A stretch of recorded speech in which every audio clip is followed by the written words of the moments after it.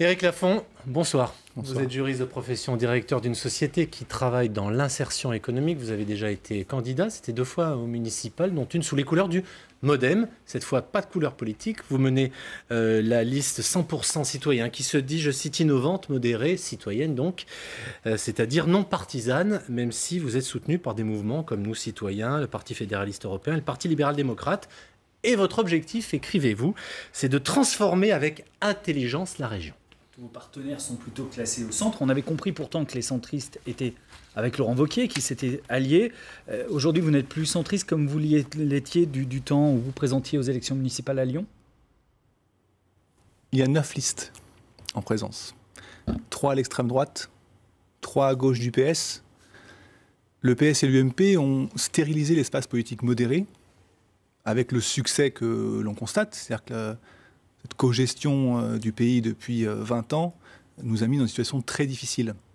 Notre proposition aujourd'hui, elle est de dire qu'il faut des réformes importantes, il faut transformer la région Rhône-Alpes, c'est de ça dont on parle ce soir, mais cette transformation, elle se fait qu'avec des propositions novatrices, avec la volonté de changer les pratiques politiques et d'amener des idées nouvelles. Mais vous visez un électorat centriste ? On vise un électorat qui est extrêmement large aujourd'hui. On voit bien combien nos concitoyens sont déçus, fatigués, exaspérés par les pratiques politiques.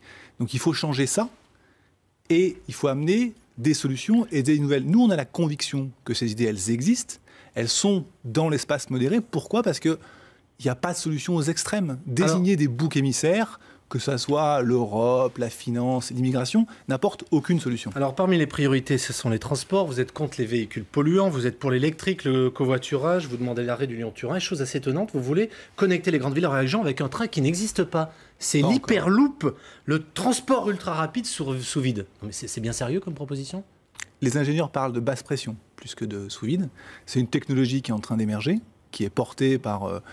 c'est un bon exemple d'économie collaborative. Il y a aujourd'hui 400 ingénieurs dans le monde qui travaillent à ce projet-là, qui est initié par le fondateur de Tesla, celui qui a créé les voitures électriques extrêmement rapides et autonomes.